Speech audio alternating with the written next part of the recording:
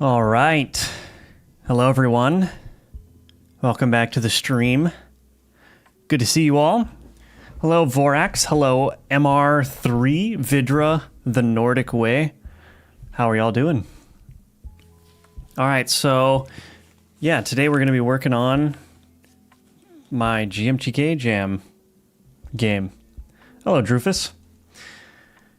Yeah, so I guess we'll just get right into it. So my idea for the jam, so this theme is roles reversed, and had a bunch of ideas, but what I settled on was a stealth game where instead of being the player that has to sneak through enemies, you're the enemy that has to try to find the player that's doing the sneaking, right?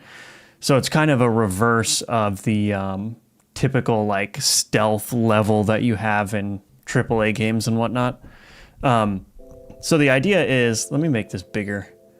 I forgot to set this up here. So let's do display scale. Cool.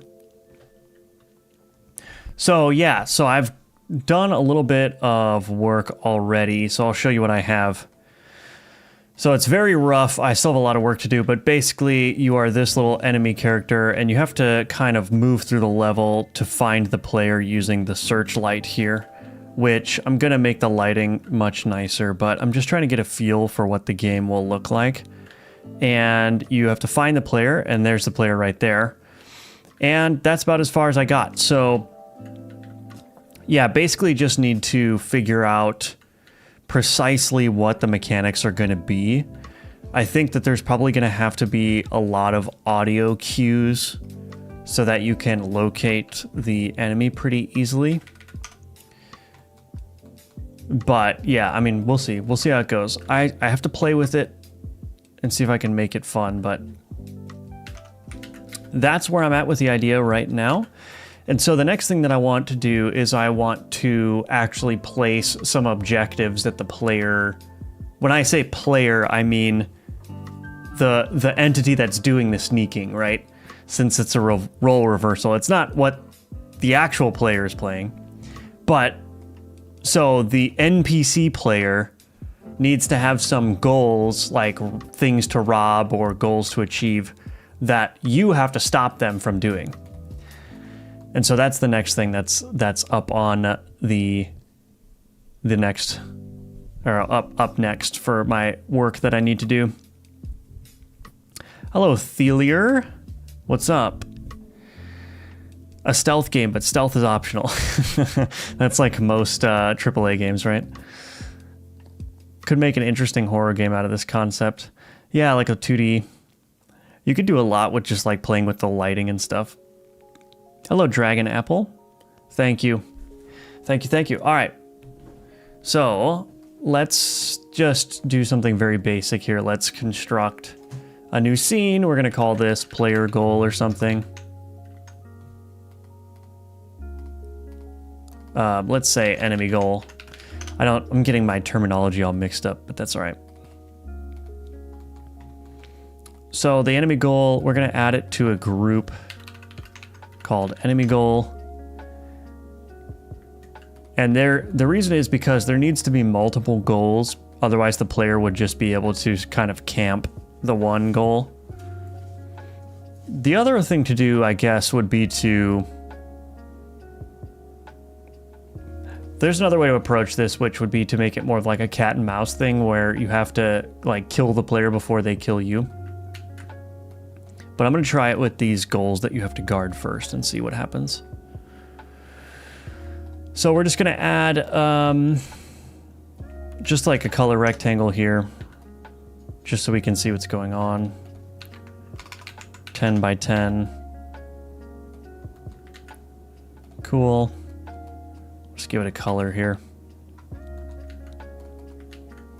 So if I go to my main now, let's make this tile map a little bit bigger as well, just so I can get a better feel for how this is all gonna pan out. So let's create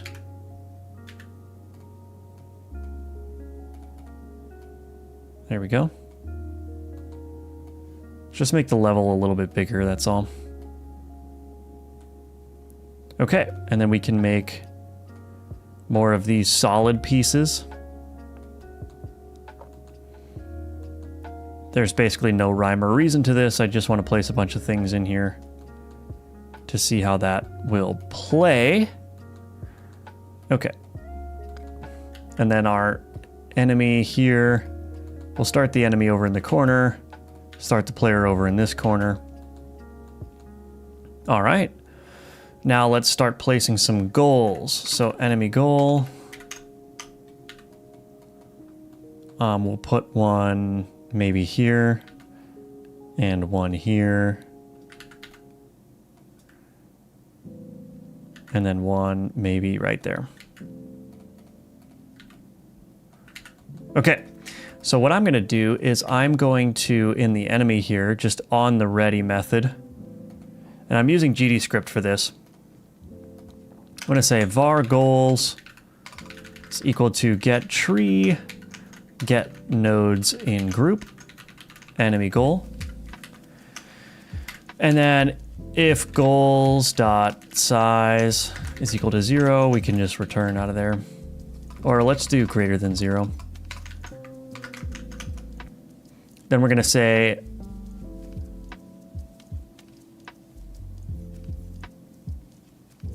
target position. Where do I set the target position in here? Okay, so maybe I just need to assign var target goal node 2D. Target goal equals goals.pick random. Perfect. Say, I don't think we need to do as node 2D there. So there's our target goal, and so when we get the navigation path, instead of hard coding this number or this position here, I'm just going to say target goal.global position. Cool. So let's see what happens. Target goal is not available. Why? Oh, right, because I need to do this. And we can make this safe too. If target goal equals null, return, or we can use if not is instance valid. Target goal. Cool. All right. Let's see what happens. Stop them from killing your goblin friends. I just finished your course, Godot 4.0 today, doing a game like Vampire Survivors and really loved it. Thanks for the great course. You're welcome. You are welcome, Atheus.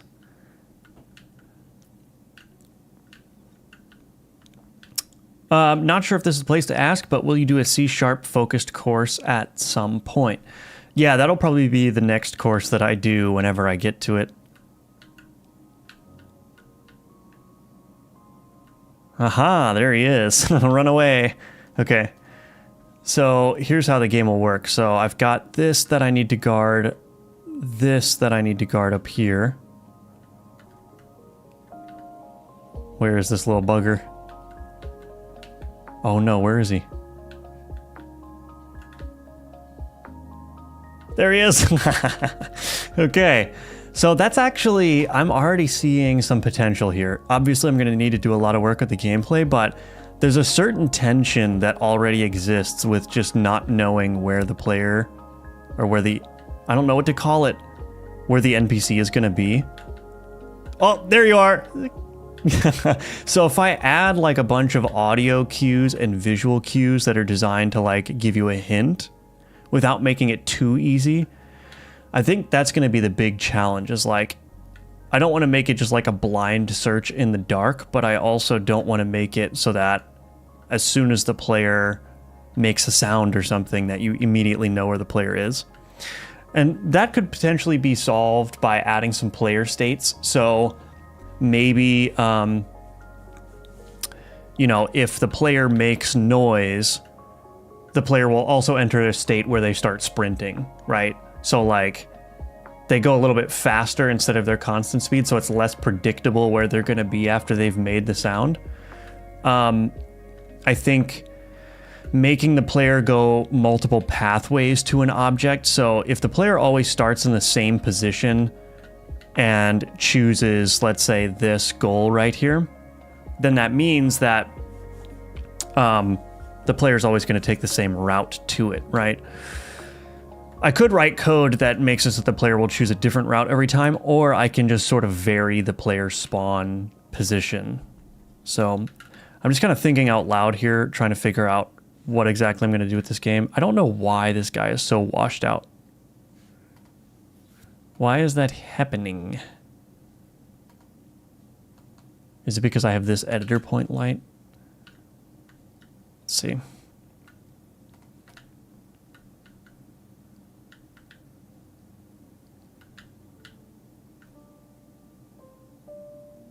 There you are. Haha. Why are you washed out, though? I don't understand. I don't understand. What happens if I get rid of this?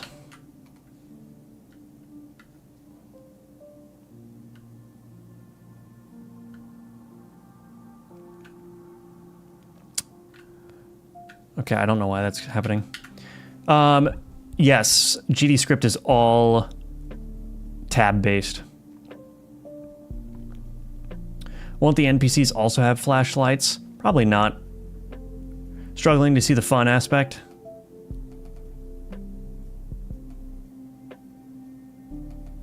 Yeah, that's why I'm trying to figure out what to do about this.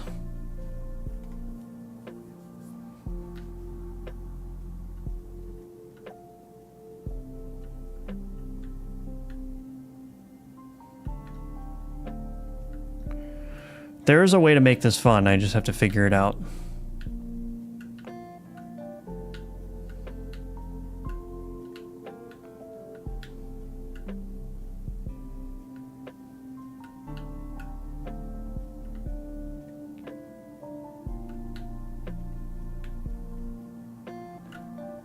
Hello, Ivan. One of the other ideas I had was to make a tower defense game where you place the enemies instead of the towers. But I'm sure a million other people are going to do that. All right, so we've got the goal being chosen. So now,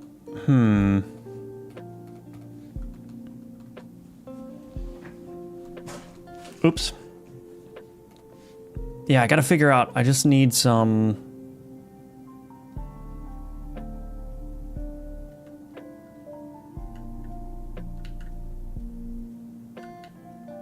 I just need to think about this for a little bit longer. There he is. So I need a win state.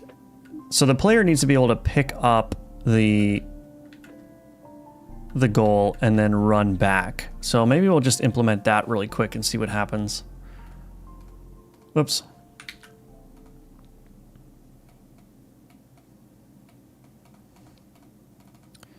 Okay, so there's our target path. I'm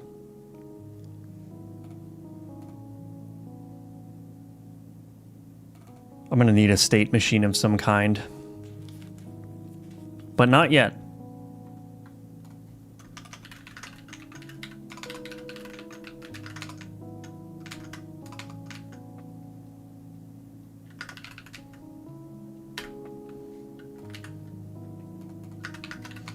So we'll say if he's seeking goal, we'll just do it really simple.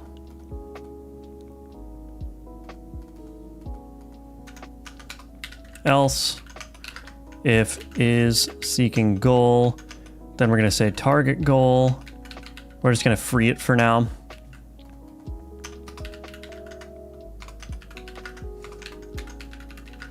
Otherwise, player 1. We're going to say is seeking goal to false. So basically what's going to happen is if the navigation is finished, that means that we're at the goal that we want to be. And we'll just queue free that target goal, and then we need to set the new position, which is going to be back to where the player spawned probably. So, or we can do some kind of exit, but let's just say return position vector 2. we'll say return position is equal to global position. And then direction, next position. Okay, so we need to set the target position. So if is seeking goal, we'll do that. Else navigation agent dot target position is equal to return position. So very simple. Let's see what it looks like when the player can actually pick one of these things up.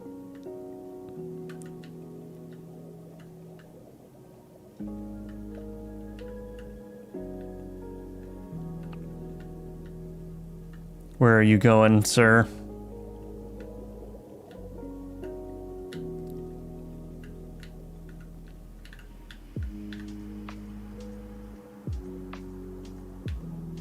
Oh. He did not go to his return position. Why is that?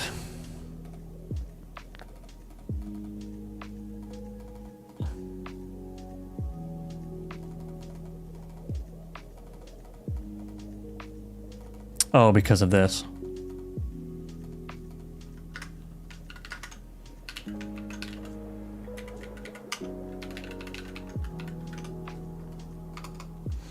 Could make an Among Us style map with multiple tasks and make an amount of them randomly available each round. Yeah, that's true. Yeah, I could do that. What if you control multiple guards and the player's able to take them out? Yeah, I mean, I thought about that, but I don't want to get too wild with the mechanics. I want to see if I can just get this basically working in a very simple way. Can make it such that the enemy speed increases with every goal that they capture before you. Yeah.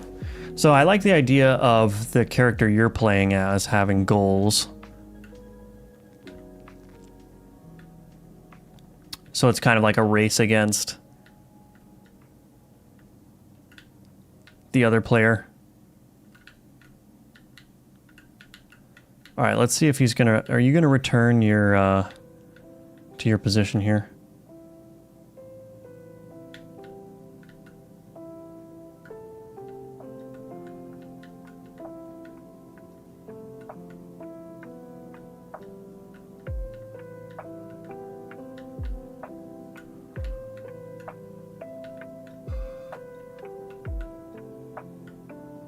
Okay, it should say player one. Yep. Yeah, I like the idea of you having goals to accomplish as well. Hello, Nimin. What's the idea? It's basically a reverse stealth game where you are the guard that has to prevent the player from winning or from doing whatever the player's trying to do.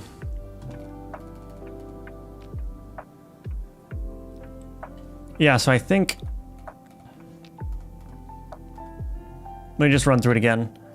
I think what I need to do is...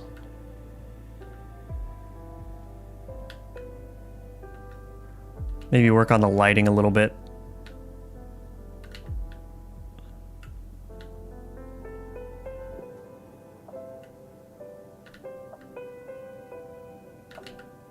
Oh wait, he took this one.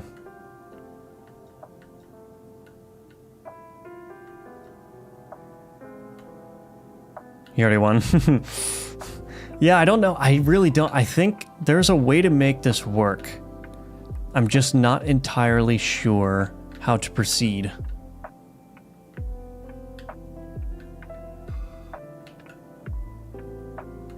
There he is. Okay, that's annoying. I'm gonna get rid of that.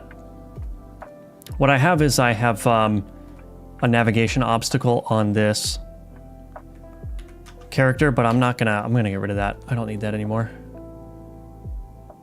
I'm gonna turn off avoidance. We're making a roguelike where the items are reversed. Instead of getting items, you lose them, they fade away, and you have to choose which ones you keep by spending currency. That's a cool idea, yeah. I like that.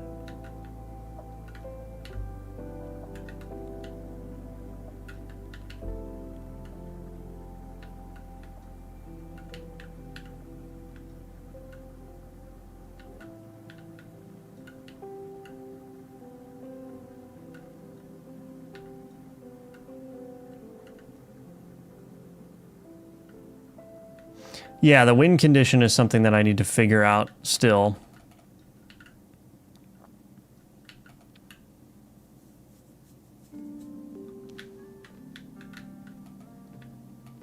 Yeah. Game jams are hard, man. It's hard to come up with an idea, because I can think of all these, like, extra bells and whistles that I can do, but it's like, what is the core? What is the core that I can develop that will make the game fun? I think what's useful is that this is going to be mostly presented like a puzzle game. So, you know, there will be different levels to solve. And so maybe I think, yeah, maybe the way to do it is to do what some of you have suggested, which is to have the player have goals as well. And maybe needing to banish the players in some sense, or keep them at bay by shining a light on them.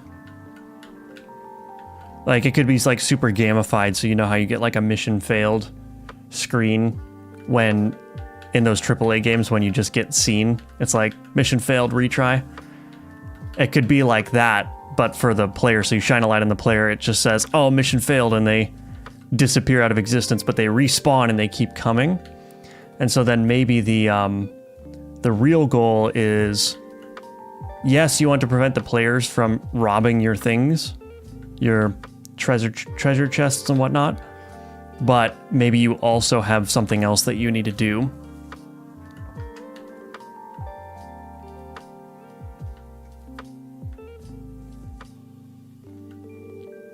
All right, see you, Nameen. Maybe your goal is to reactivate the security systems because, of course, the player deactivated them before the heist. Yeah, that's a good idea.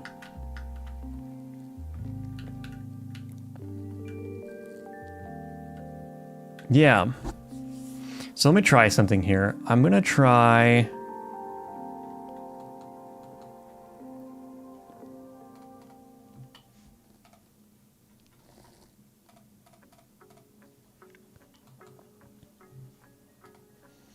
I'm going to make these more of like corridors, more maze-like, I think.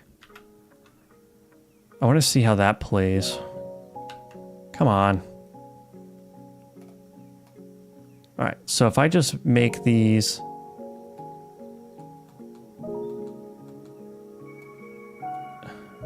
You know, make these more narrow in terms of the pathways.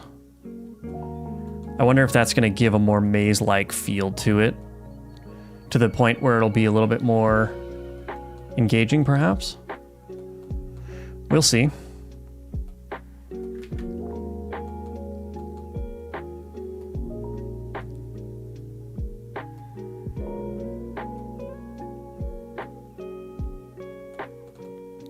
I don't really have good tiling yet, so art is going to look a little bit weird.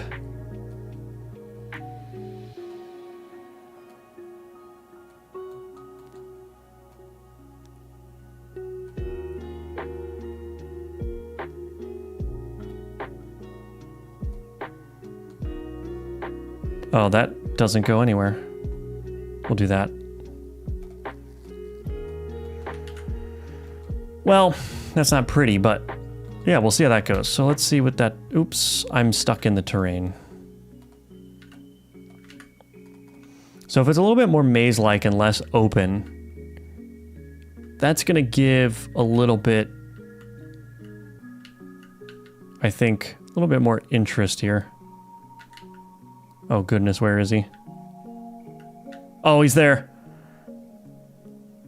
Oh, another interesting thing is that once they pick up the goal, or if they manage to pick up the thing that they're going after, and you shine a light on them to make them fail the mission, maybe they drop it where it is, and that becomes a valid goal for the other players, so to speak.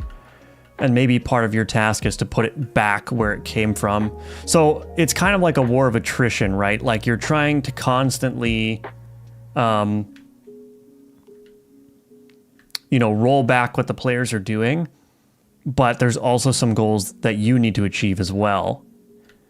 So it's almost like it's kind of like a tug of war. Like you're going to have to go to the other end of the map to re-enable the security systems, for instance. But you're going to have to worry about players also sneaking behind you. And so, yeah, I think maybe something like that can work. So you're on the defense and on the offense at the same time.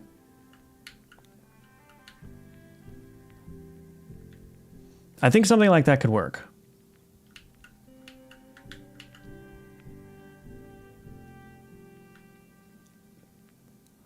Hello, Alex. Welcome, welcome. There needs to be some kind of risk-reward system. Right, yeah. Yeah, so I think, yeah, the risk-reward is you have to do something offensively while also being defensive. And then maybe there can be certain gadgets or something you have.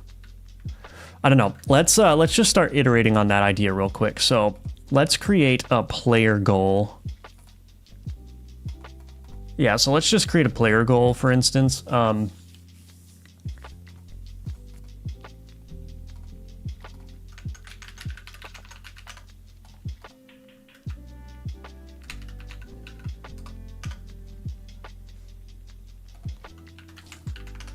Oops.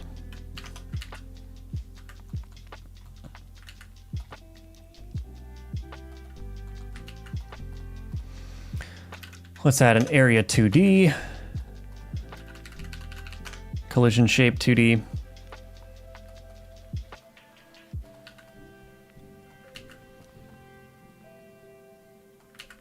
Something very basic.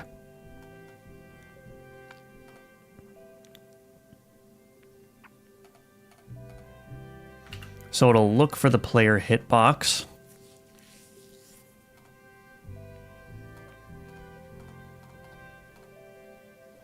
Or maybe, yeah, let's do another. Firstly, this needs to be floating. And this needs to not be on a layer. Same for the enemy, floating. So the player needs to have, I'm just going to copy this area 2D. Cool. And this is going to detect that player goal.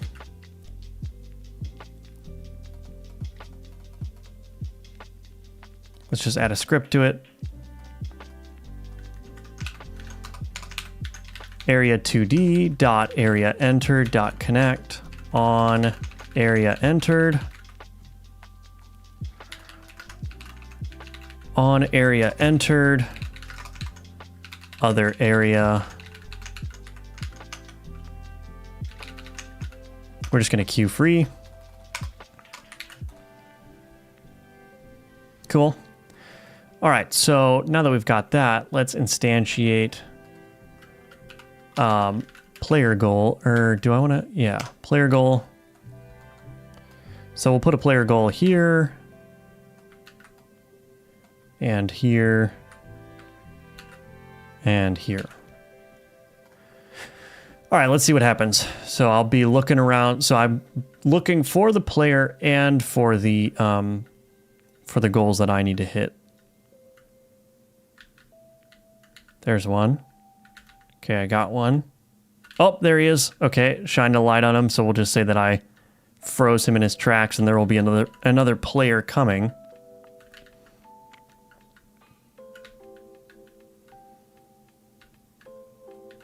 So I collect all those. Yeah, there should be probably some deeper element of a puzzle or something. Or maybe all these treasures are supposed to be in locked rooms and the various keys are scattered around. So I need to go collect the keys, bring them back, lock the room.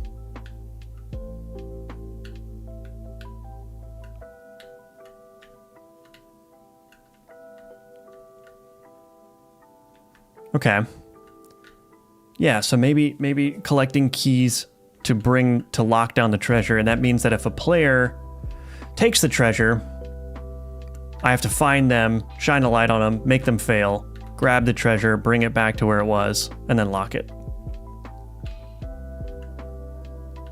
The MGS, yeah, the detection sound, yeah.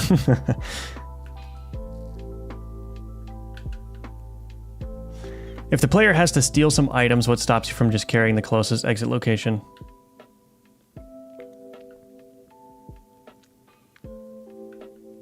Oh yeah, camping that. Yeah, there will have to be probably multiple different exit locations in the same way that there's multiple different like goals.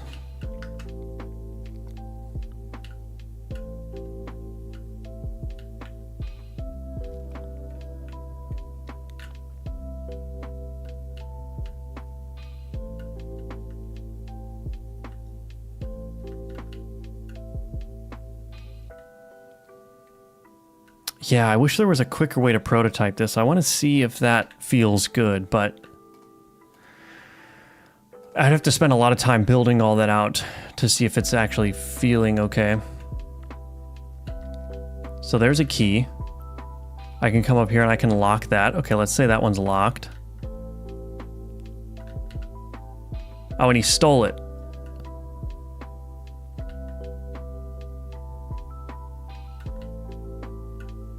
You could also just do this if you wanted to win. I don't know. Just do a quick spin. I think there's a way to make the terrain block it though, but is there though?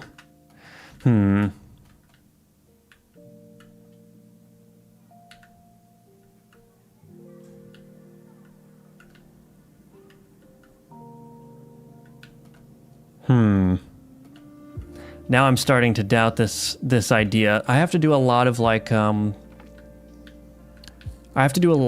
prototyping, but I'm not convinced that any particular approach is going to work. Could be avoided by making the player dizzy, yeah.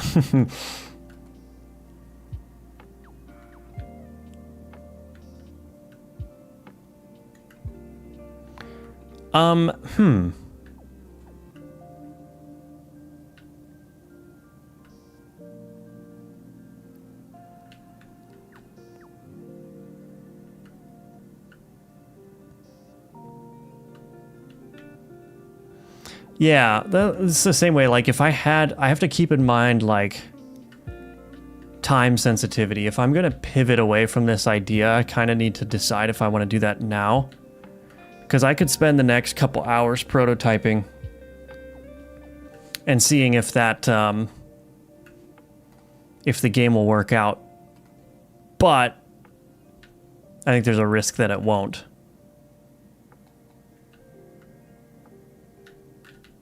There's a guy.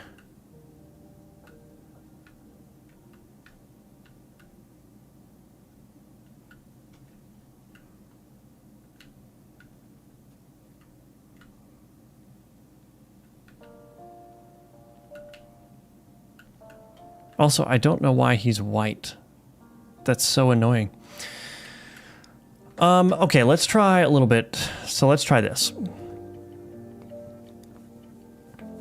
This player goal will say on area entered. Let's just do this. Var is following player equals false. Is following player equals true. Process delta if is following player. Then what we can do is we could say global position is equal to get tree dot get first node in group player dot global position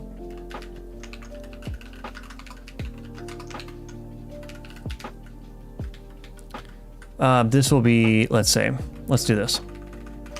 Var player is equal to this player position, let's say. Okay, global position is equal to global position dot lerp to the player position 1 minus x negative, let's say 2 times delta. Okay, so if is following player equals true, Then in the enemy goal, what I'll do is I'll copy this area 2D as well.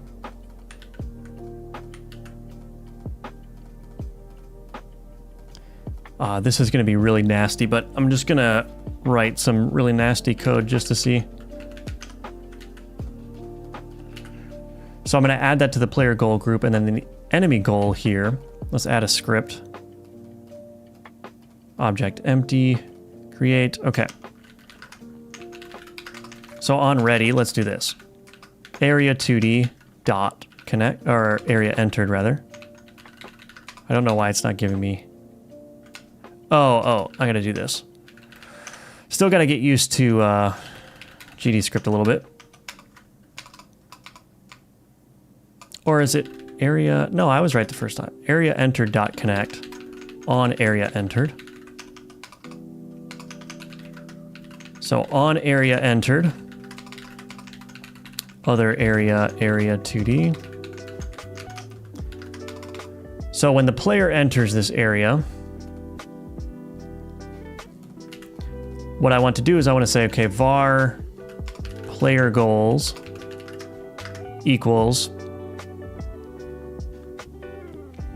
get tree.get nodes in group, player goal, filter, func, goal. Can I do this instead? Let's see. Return goal dot is following player. Cool. And then if player goals dot size is greater than 0, player goals 0 dot queue free, and then we're going to queue free this.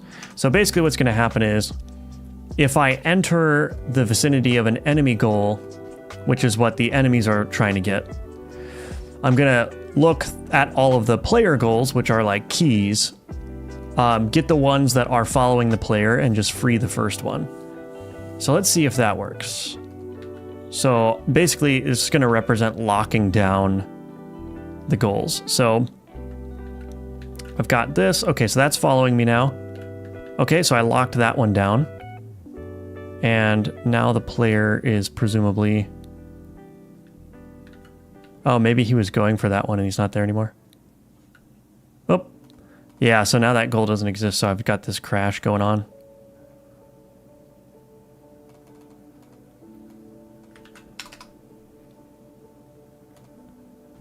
Let me just fix that real quick. So func acquire target goal. The other thing that's making me iffy on this idea already is that there's going to be a lot of AI work required to make this work well. So acquire target goal. We'll call this at the top here. In the physics process, we'll say if not is instance valid target goal and is seeking goal, then we're going to say we're going to call acquire target goal and return out. Let's do this. Let's put it in here.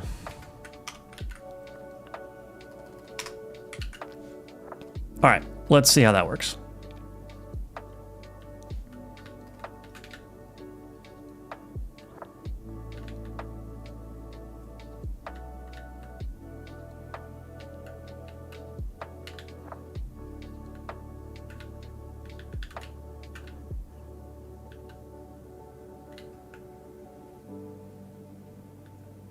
Oh, the player got to this one.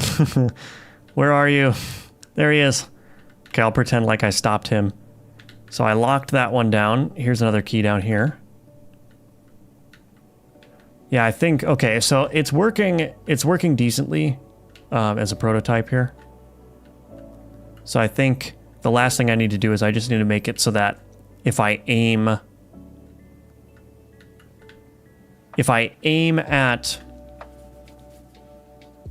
the enemy, he should drop the goal that he's carrying. So let's do that really quick.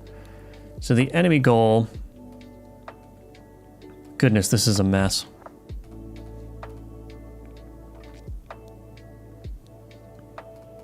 So my enemy goal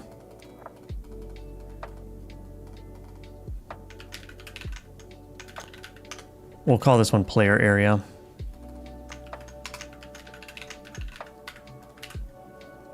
Let's duplicate it.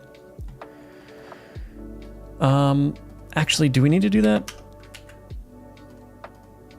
I think what I can do is I can say func pickup like this by enemy node 2D. Okay, so var carried by enemy node 2D.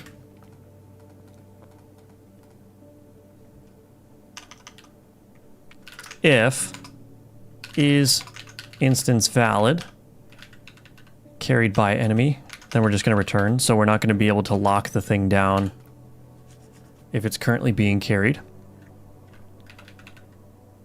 Carried by enemy is equal to that enemy there. And then we're going to say func process delta global position. Well, let's do this. If is instance valid carried by enemy? If not, then what we're going to do is we're going to say return out of that. Otherwise, global position is equal to carried by enemy dot global position. Nope. Global position dot lerp carried by enemy dot global position minus exp negative 2.0 times delta. Okay, so if it's being carried, it won't be able to be locked down. When the enemy encounters the target goal, we're going to say target goal pickup self. Okay. And then what? We need to add an area to this enemy here. Area 2D. And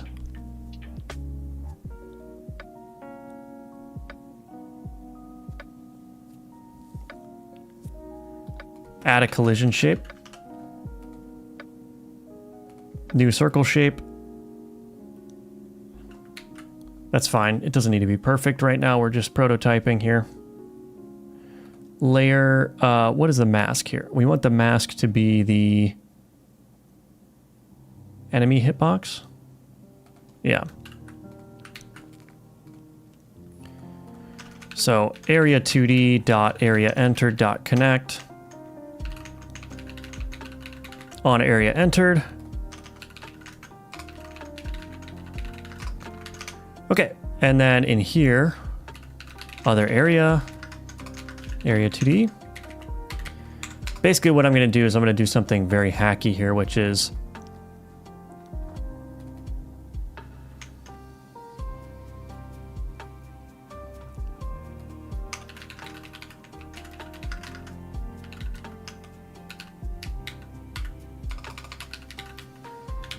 can I do that? There's a way to, let's see. Whatever. Res. Enemy. Oops. There we go. So there's the enemy scene. So what I'm going to do, if the area is entered, I'm going to say, okay, we're going to queue free this, and then we're going to say get parent dot add child enemy scene dot instantiate.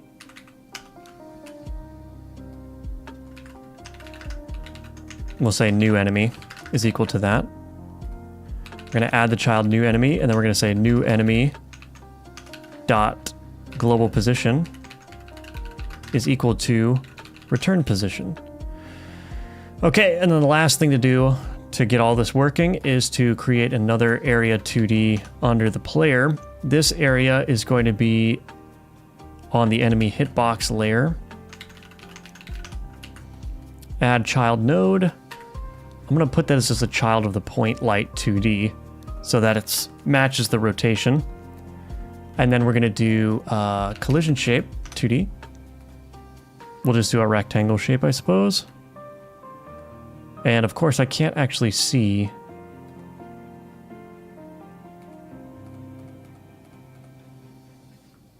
I can't actually see where this is pointing. Why can't I see that?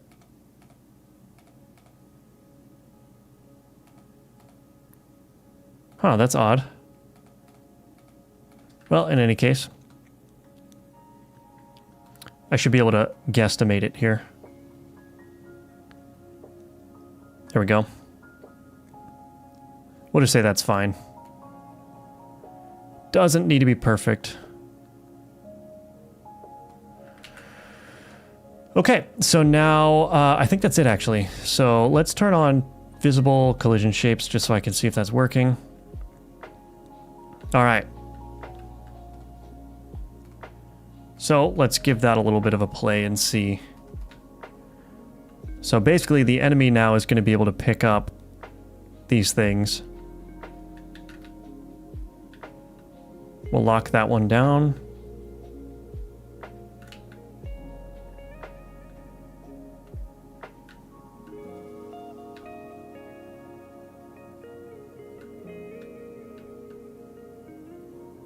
Did something happen to my enemy? Oh, there he is. Okay, so I freed him. So he's no longer here.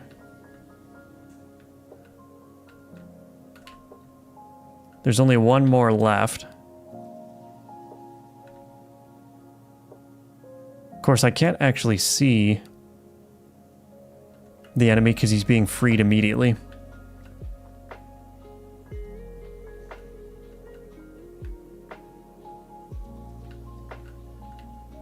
Unless my code just isn't working. Let's go find out.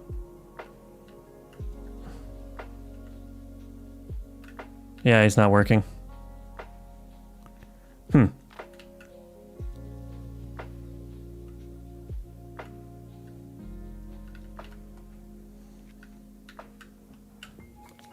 Well, I have to say that I am not yet seeing this idea working out.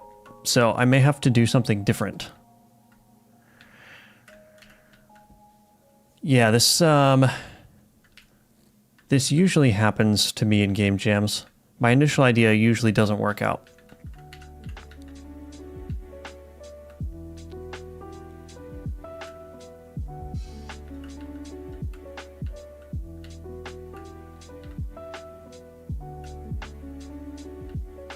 So I'm probably going to need to think about this a little bit more.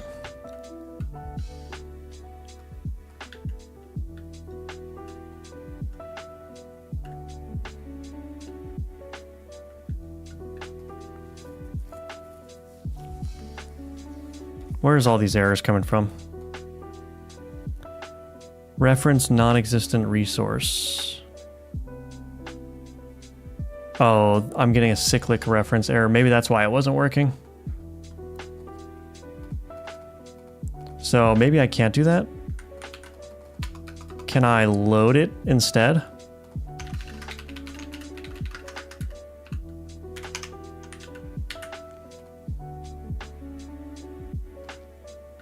All right, let's see what this does.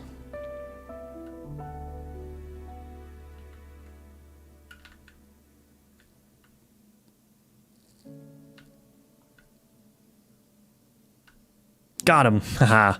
Okay, so I knocked that guy out. Oh, got another one up there.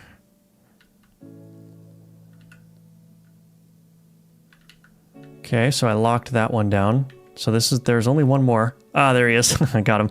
Okay, so now I just need to race against him.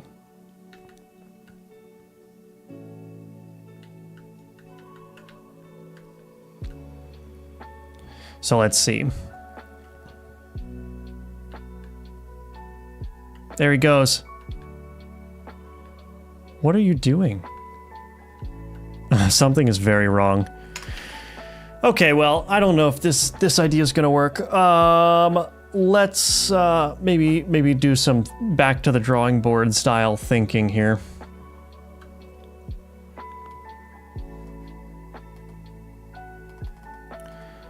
The reversed roles. This is such a tough theme. I don't know how to approach this because I feel like whatever you do with roles reversed, it's just going to end up resembling a different kind of game. Like one of the things that he revealed in his video, or one of the suggestions, was like Tetris, but you move the level. It's like every single game jam has several games where the main mechanic is you move the level around. So I'm just not entirely sure how to approach this in a unique way. So a couple of my other ideas were tower defense, where you place enemies and the AI player places towers. A tower defense game that starts fully populated with enemies and towers, and you actually have to work backwards by selling off your towers. A fishing game where you're the fish and you have to dodge hooks. This is the stealth game idea. Then I had this other one, play as a mole that needs to steal as many vegetables as possible. So, you know, it's kind of like a reverse of a farming game or something.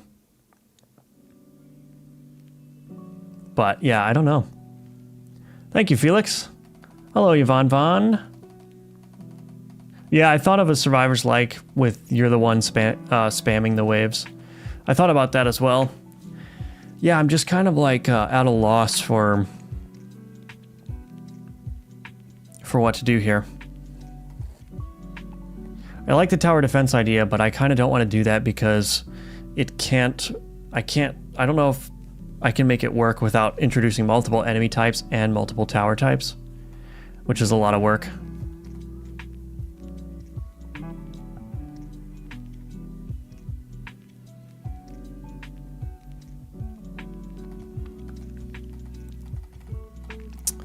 So, I mean, I'm trying to think of like shooting games too.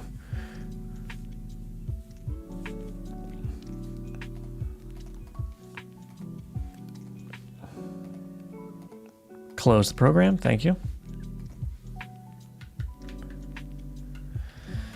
Let's see, is there anything that I can morph this into? So another twist on the shooter idea was, or the stealth idea was that, you know, in stealth games, the player typically tries to take out the guard silently, so you're kind of like, maybe it's a little bit more tactical where you have to move around corners and be careful, otherwise you're going to get popped by the player with a suppressed rifle or something.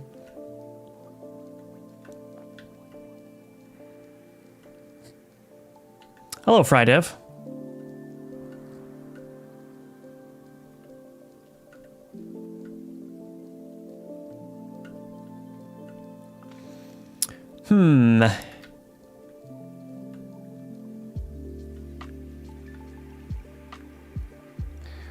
Maybe I wanted to do also like a roles reversed of a farming game. Like a farming simulator. But what would the reverse role of that be? Like you play as the plants? That'd be kind of interesting, I suppose. The farmer plants you, and then you have to use some of your plant abilities to multiply the growth or something.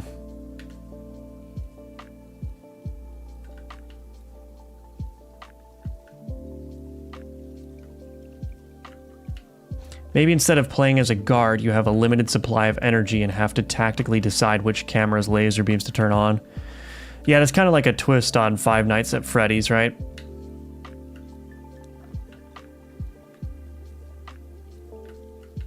Which, I mean, that could work, you know. What's the other one? Like, there's a couple of games where you, like, design the base, right? That's design the base that is supposed to stop the hero, right? What is all these errors? You design the base that's designed to stop the hero. That's I mean, that's a good idea.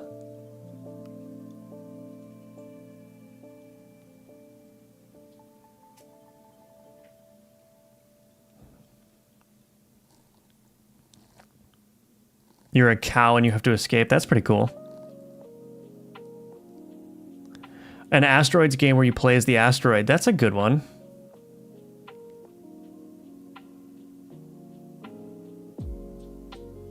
Just a reskin of a tower defense game. Yeah, that's kind of where I'm getting stuck too. It's like I said earlier, you could think of a roles reversed game, but that basically just puts it in a different genre, right? Like, I don't really know. It's just a struggle for me to figure out, like, how do I make it so that it's actually subverting expectations? You play an eco-terrorist who wants to destroy the GMO of the farmer. Yeah, you have to suck the Monsanto out of the crops instead of spraying them on the crops. That'd be funny.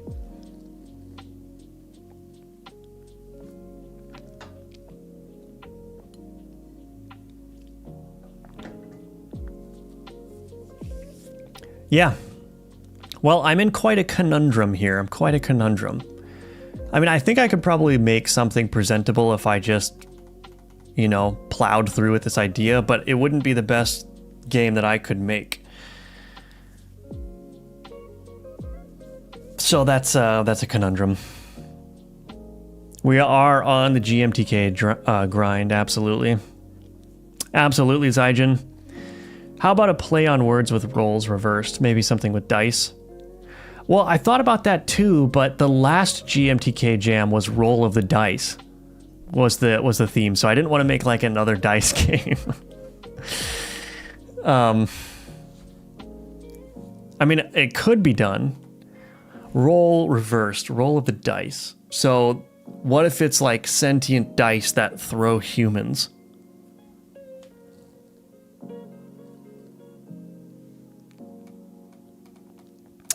Hey, Paul. Thanks for the Godot Udemy course. You are welcome. I'm glad you're enjoying it. I think I've talked to you a little bit on Udemy, right? You're having a problem right now with the project.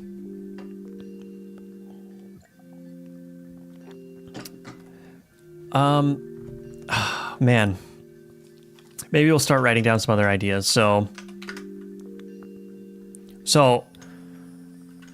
play on words with rolling dice.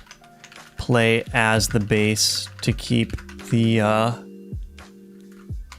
players out.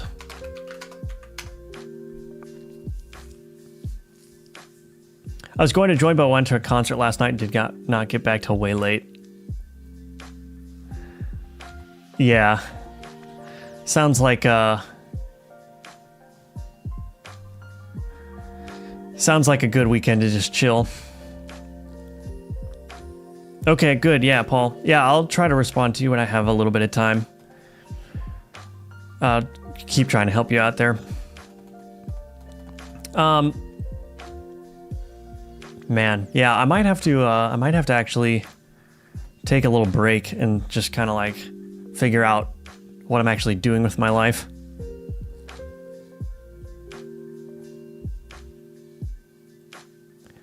Dungeon crawler, but you build the dungeon.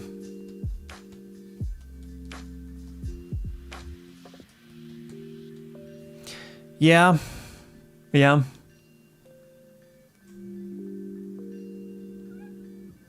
You build the dungeon for your AI hero. Or something. Ah, man.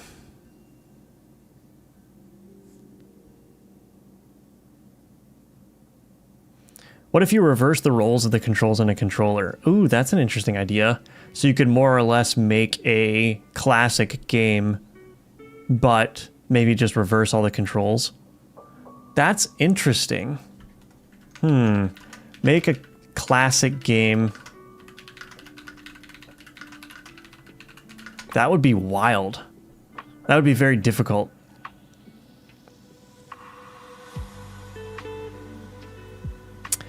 Tower defense, but you are trying to survive the tower defense instead of building them. So that's kind of interesting, because this idea that I have here was basically that you place the enemies that go along the way, but it sounds like what you're suggesting is that you actually play as one of the enemies that's going along the path and you have to survive. That's a really interesting idea. So you play as a member of the army swarming a tower defense. It's an interesting idea. I'm curious how the gameplay would work in that case. I guess it would have to be kind of like a time, like a, not exactly a rhythm game, but like there's a pattern to the attacks that are coming from the turrets. And so you need to like dodge and weave behind cover to avoid that.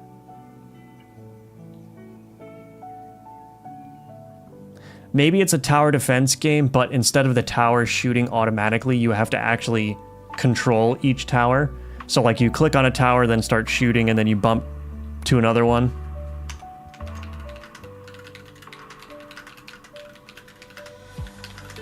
That's not really a roles reversed though, is it? Well, it kind of is, because the towers, instead of being AI controlled, are controlled by you, right? And maybe the upgrades are automatic.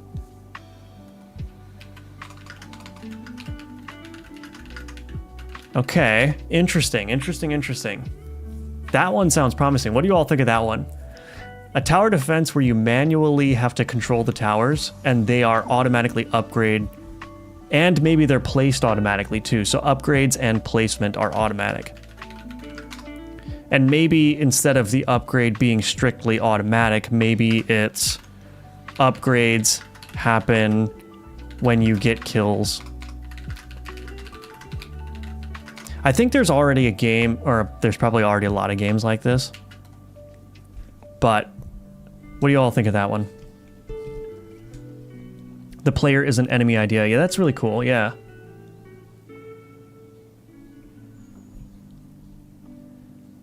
How about XCOM, but you are the invading aliens? See, I wanted to do like a turn-based game, but the problem is that what is the reverse of a turn-based game? Like, I guess playing as another faction could be the reverse, but you're still just playing a turn-based game, right? So now if there was some way that you could play as like the game board in a turn-based game, that would be kind of cool. What about a cowboy Indian fight? AI play Indians defending their village. You play cowboy attacking them with different weapons. You switch and win only if you do better than AI. That's an interesting one. Yeah. Yeah, so exactly, Zaijin. So you are playing the tower when typically the tower is AI, and all of the management happens automatically.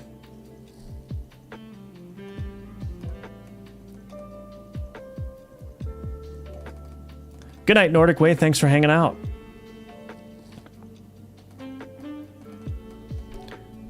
Round 1, do a thing. Round 2, defend against exactly that thing. Yeah. All good ideas. You have to keep a gamer happy as he plays a game. Just hand him a Monster energy drink, he'll be fine. So are we lukewarm on this tower defense idea where you play as the towers and the upgrades are automatic? We're not feeling super good about that one, because I feel good about that one, but maybe that's just my optimism. I think yes, Trixie, yeah. So that's what I'm thinking too, is like you can control the upgrades of the towers in a way by just like getting as many kills as possible with the tower that you want to upgrade, because then it will upgrade based on kills, you know? Paul likes it. You like it, Zaijin? It makes sense to expand it out some, yeah. It's not really reversed roles.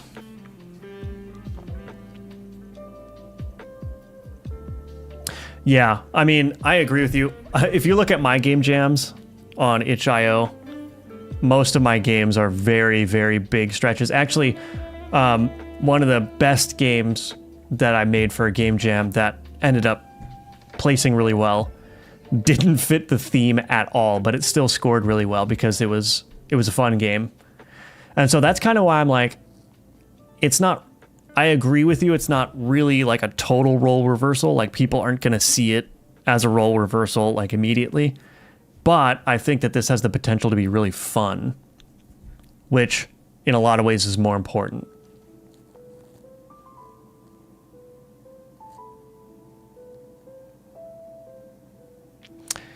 You would argue that it's not a stretch. I think you can argue both ways. All right, well, I think I am going to pivot to that then. This stealth game is not working out, and I need to drop it now. The good news is that I think I can use this tile set. So I built this little farmer guy. He can be one of the enemies. And I also have a main player.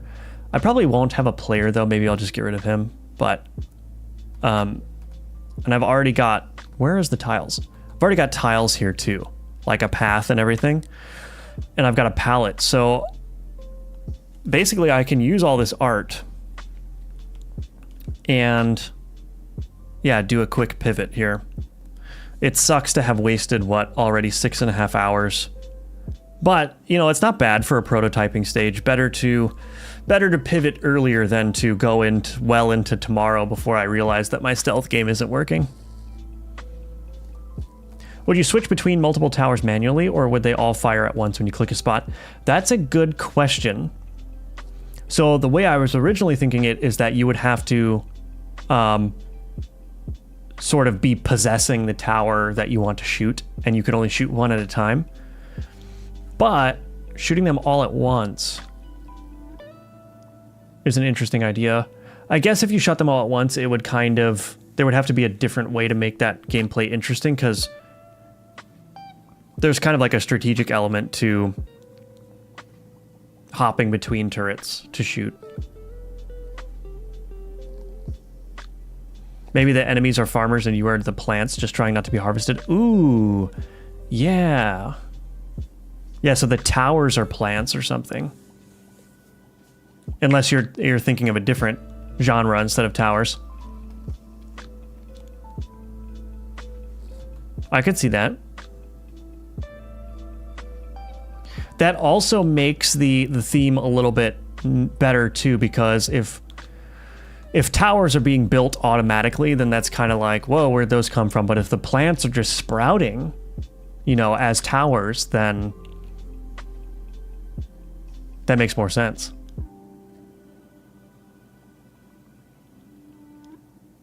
I like that. So the plants.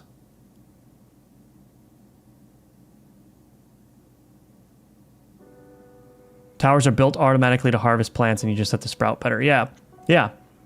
That's very thematically cohesive. It's just a coincidence that I happen to make this little farmer dude. All right. Now we're getting somewhere. Now we are getting somewhere. All right.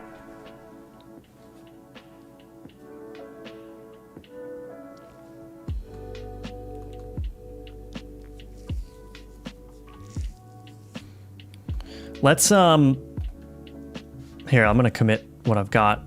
End of stealth game.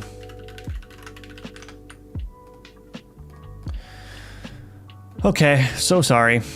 No more stealth game. Let's start iterating on this now. Let's start building out some tower stuff. So the first thing that I want to do is what? First thing I want to do is let's get rid of all these tiles here. I don't need any of this navigation either anymore. I can just I gotta figure out how to do the path following stuff. Let's get rid of these goals. Get rid of the player. Get rid of the canvas modulate. Okay. We don't need the enemy anymore. Or at least not in his current form. Cool. So yeah, just to try this out, let's do this. Add child node. Path. Path follow to, how does a path follow work? Suppose I should ask the docs. Path follow 2D. Rip stealth game. Yep, stealth game got the axe.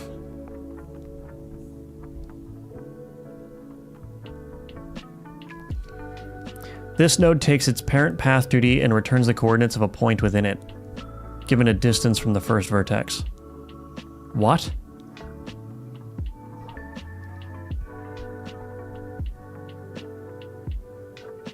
What does that mean?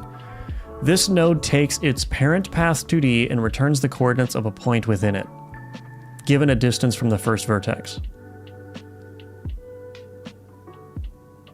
progress? The distance along the path in pixels. Oh, I see. So I guess it would be the case that I would have to make the enemies all children of this node, right? So if I did a path, so I have to do a path 2D. We're going to create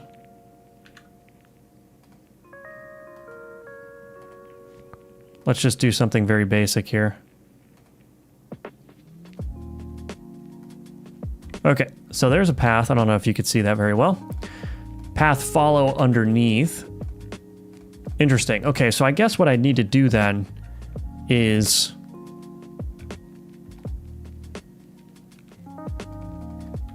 let's create a different type of enemy here.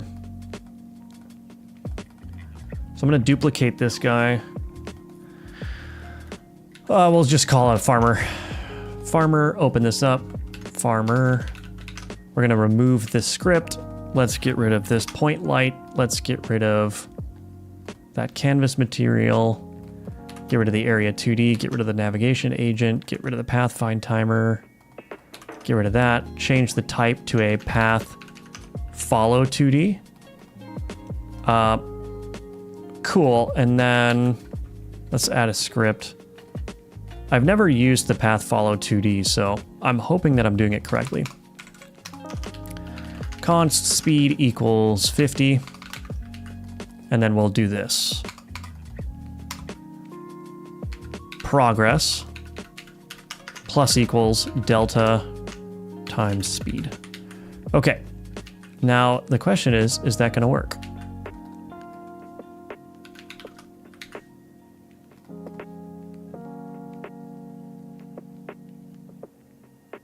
Oh, wow, that worked first time, huh? Now, there is a problem, and that problem is that he is being rotated for some reason. Just get rid of this. So I don't want him to rotate. That's not good. But the path follow works well enough. The path follow can only move within the parent. Okay, yeah. I got it.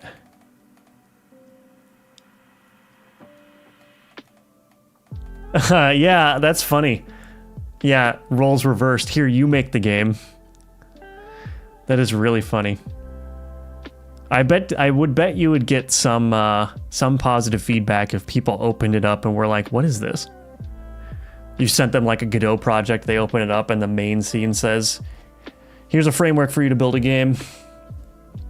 That would be really funny. Someone should do that. Someone should create a second itch.io account and just submit it. I can set a parameter, let's see. Oh, yeah, I see, okay. So I can get rid of this rotates here. Cubic interp.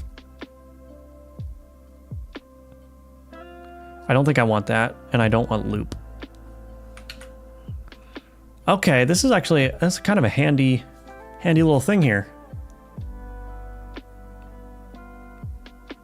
Now, here's a question. Is there a way that I can offset it? I guess what I would have to do is just offset the sprite, right? So if I wanted to, let's say that if I wanted to do multiple enemies, but not all following the same exact line, I guess what I could do is duplicate them a bunch and then take the sprite here, func ready. This is not really that important, but dot position plus equals vector2 dot right dot rotated rand f range 0 to tau times rand f range, let's say 0 to 5. Okay, so yeah, so I can create a little bit of an offset like that so that they're not exactly on top of each other. Now, the only problem is, how is that going to work with Y sorting? Because essentially I want, let's see. These are not super important things, but if I do Y sort enabled,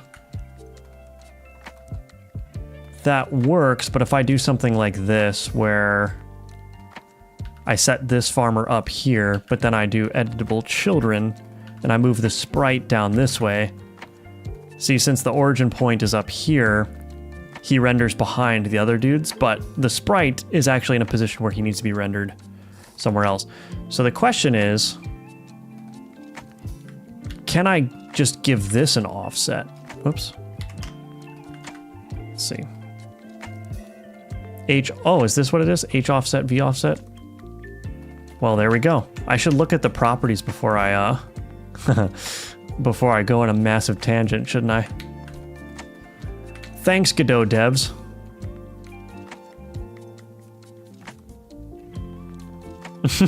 Yeah, cool. I'm glad we have a resident path follow expert in the house. That's good.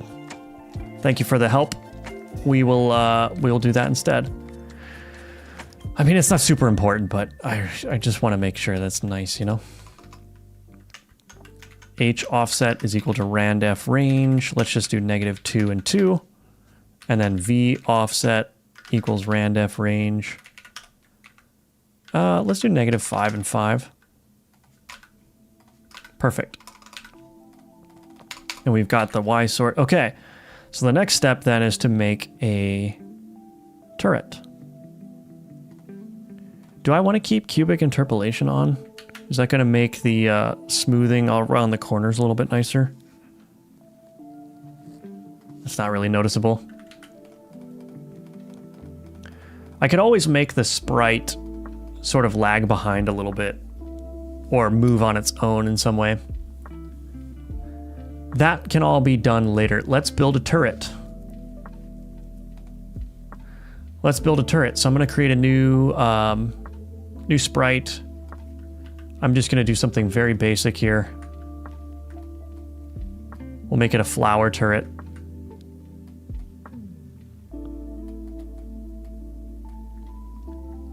Okay, so there's our flower. Don't worry, it's not done yet. Actually, these should probably be white here. Should be a corn turret. A corn turret would be super dope. Maybe do like an orange interior here.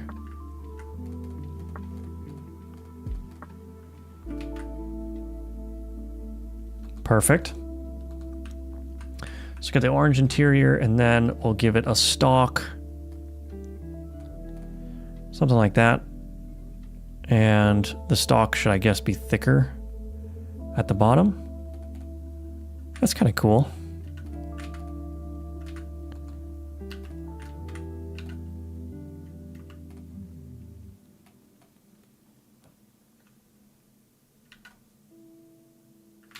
I don't like that so much.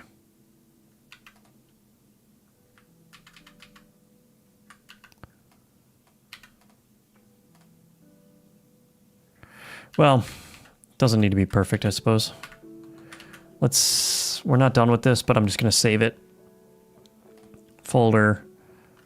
Is this a daisy? Are daisies white?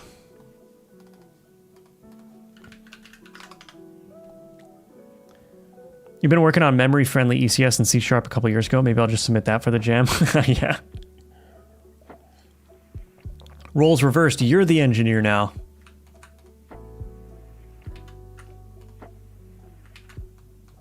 Okay.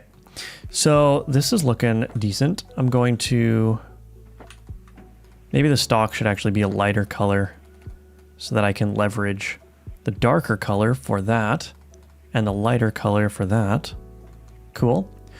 And then, of course, I need to use black for the outline.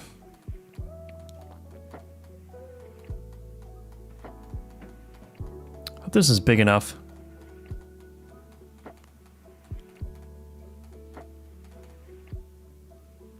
So there's a little daisy turret. This could be like the first stage turret, and we can make it like a monster daisy when it upgrades. I don't want to get too carried away with like the upgrade system. I think I'll probably just do like one level up. So, you know, if you want to focus on getting a turret leveled up, you can do that. Okay, so that's some kind of flower there. So now let's see what happens when we put that in the game. So we're going to say, I'm probably going to need to, I'll use composition-based design like I show in the course. To make all the turrets.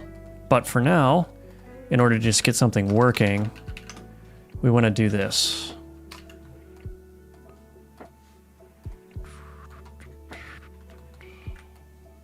Okay.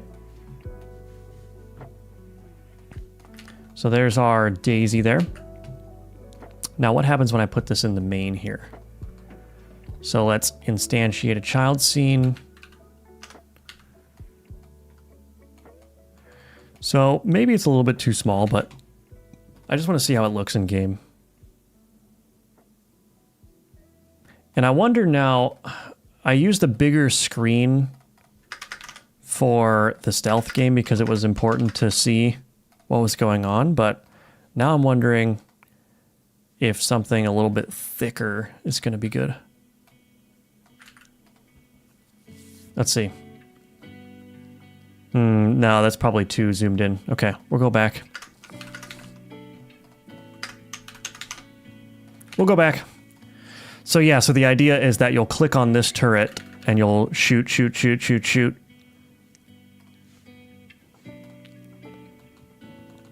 And all will be good. Is that too small? It's a question. I think what would be helpful is if I put a little shadow underneath it, like so.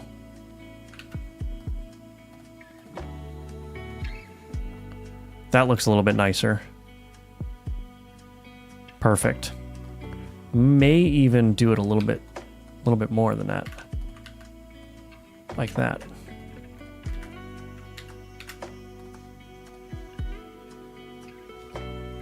I suppose it should even go behind a little bit. There we go. All right, now we're getting somewhere.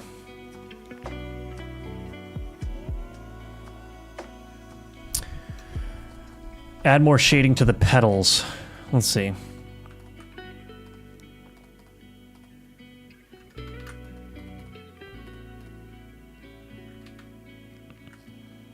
I might need to choose a different...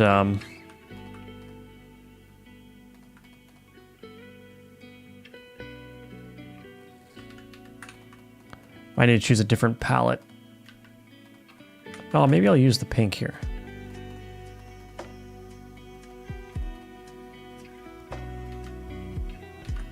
It's kind of, there's not a whole lot of contrast here.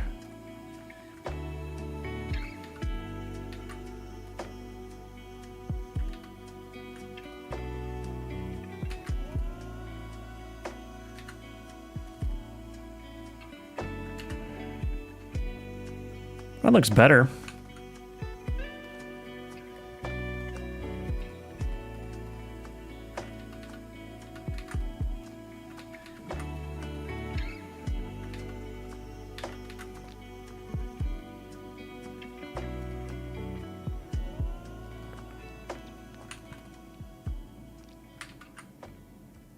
I think that looks better. Use blue.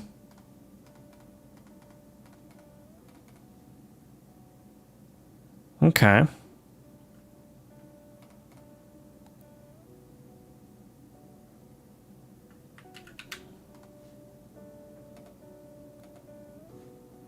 Yeah, that does look better.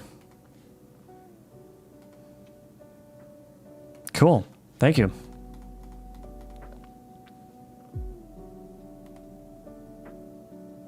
When in doubt, spend time on art. Yeah.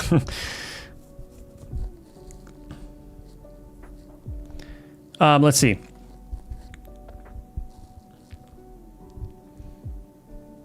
Could the turrets destroy each other? Therefore, you could try to spare the farmers. That's an interesting idea, yeah. This theoretically will make the game more hilarious the more time I think about it. It could be, could add a lot of chaos, yeah. I'm curious to see how you utilize composition more so because I'm still kind of poor at it.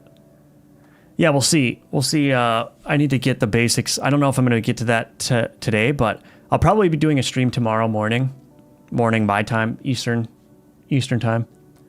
So, yeah, if y'all want to tune in for that. Could the turrets destroy... I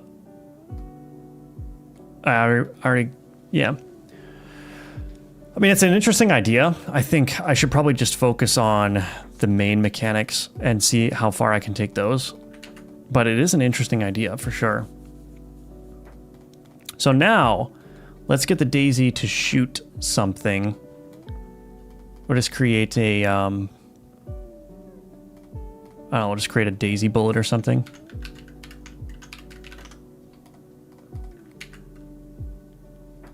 Just put it in there. I'm just going to do something very simple here. Just use the old standby.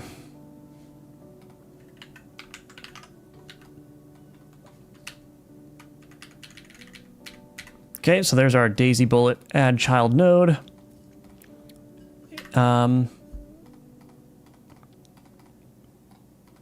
Area 2D. I think areas are going to be fine for this, I think. We'll see.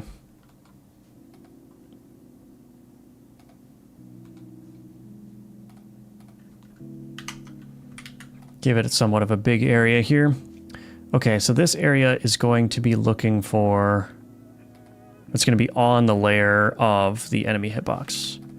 Okay, let's go to the farmer now. Add child node. Area 2D.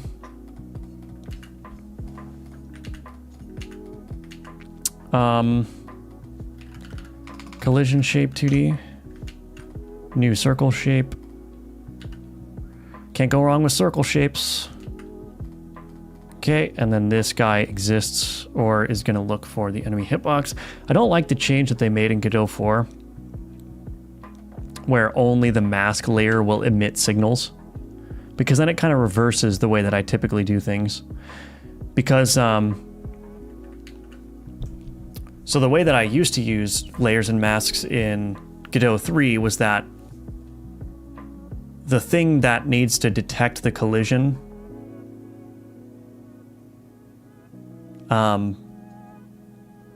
well, the way that I generally approached it is that I want to be able to listen to the area collision on the object that actually needs to handle it. So I don't, in other words, I don't want to be calling a method in another object from a different object to do collision handling. I just want it to be handled in the scene that's necessary. Well, in order to do that, like with the bullet, I want the bullet to hit the enemy, but I want the enemy to handle the collision, not the bullet, right? So in Godot 3, I used to be able to set it so that, oh yeah, the Daisy bullet could be on, you know, the mask, and since it's looking for the enemy, and then the enemy could be on the layer, but that's reversed in Godot 4, where this Daisy bullet now has to be on the layer that represents the enemy hitbox, which doesn't make any sense because it's not an enemy hitbox, right? It's looking for the enemy hitbox. And then in the enemy, I need to make the mask the enemy hitbox. So it's just kind of like not intuitive, if it makes sense what I just said. But anyway, that's a tangent. So this area 2D, let's listen for this.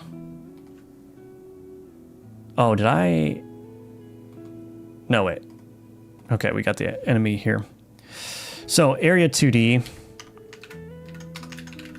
dot area entered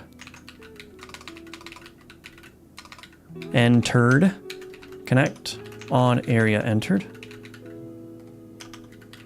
on area entered. We're just going to do something very basic. HP minus equals 1 var HP equals 5. If HP less than or equal to 0, queue free. So very basic. And then what we're going to do is what? We'll go to the Daisy. And in here, let's add a script. Nope, I keep doing that. Create. Daisy. Okay, here we go.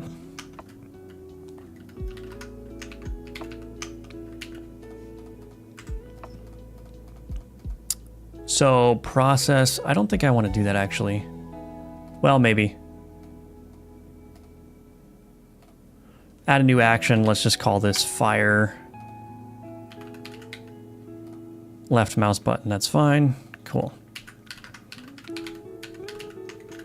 If input.is action.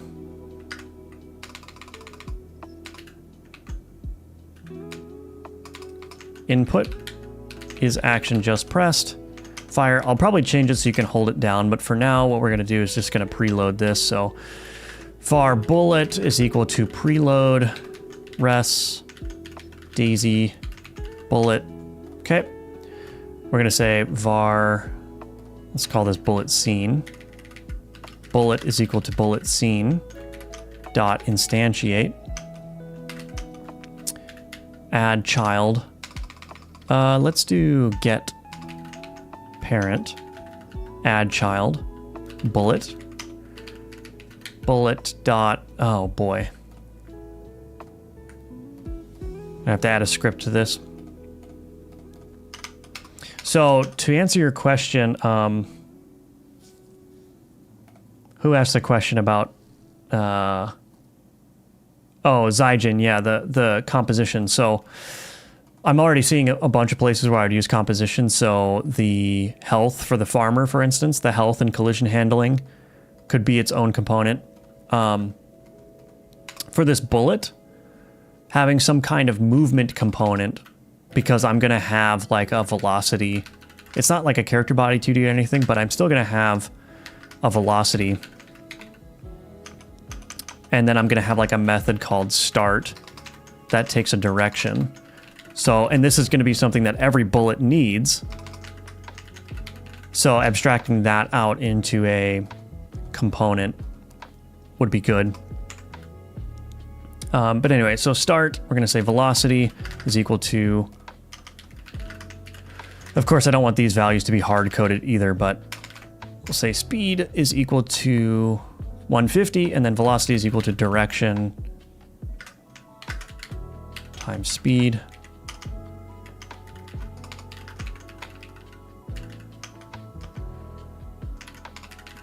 Global position plus equals delta times velocity. Perfect. So now in the daisy here, I can say bullet.start. We'll just say global position, or let's do get global mouse position minus global position. And then we need to normalize this as well. So very basic. Lots of work to do still, but let's see if that works. Oh, and of course I didn't do it right. So the bullet global position is equal to global position.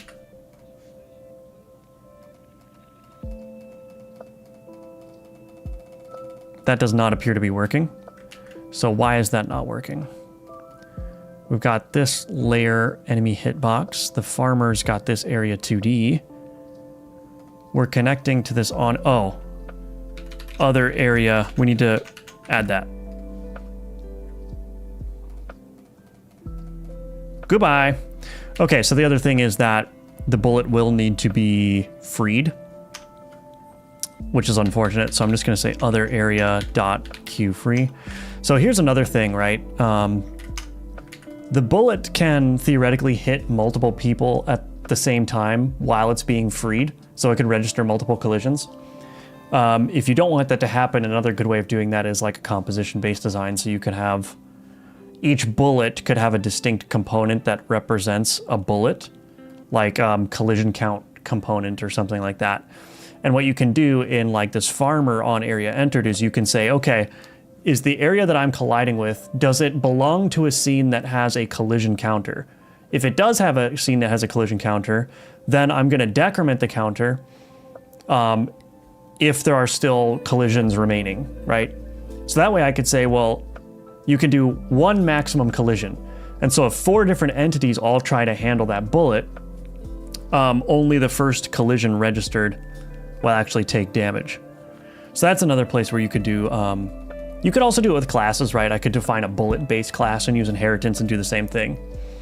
So there's just a couple ways to do it, but let's see what this looks like here. That doesn't seem to be working at all. Oh, because I need to do other area.owner.queuefree. Pollen. Yeah, pollen is a good idea. I'll probably do pollen.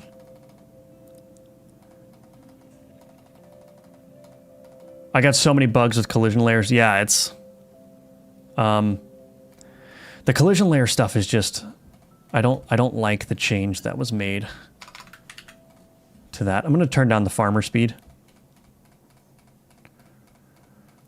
Yeah, so I could see like just adding a bunch of juice to this, adding a ton of juice and a couple of different enemy types, give them really simple animations, squash and stretch and all that, juicy impact in animations. I can see this being just really fun to play, which is already giving me a lot more optimism compared to my stealth game.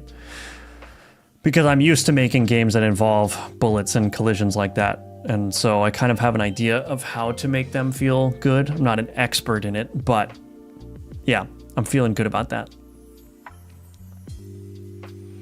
And the palette I picked too, I think is perfect. So yeah, I'm looking forward to continuing this, but